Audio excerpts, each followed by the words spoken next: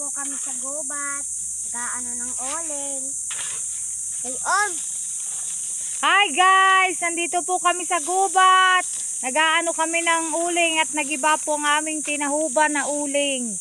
O, ayan po ang aking anak. Marunong pa ho sa akin mag-live. Yan po. Tingnan mo kung makangisi. Ay, akala na'y puki ng karabaw. Huh. O, yan po ang aking asawa. Hi, asawa! Pagod ka na? Tabat yun. Tabat yun si Papa. Tingnan niyo po ang aming uling. O, gulping laki. Masimula na po yung uusok na naman po yan mamaya. Maya-maya po, andyan ang usok niyan. Mamaya po. Nandito na naman yung... Maya po. Nandito na naman yung tukbalan. Gagayunin ko ang...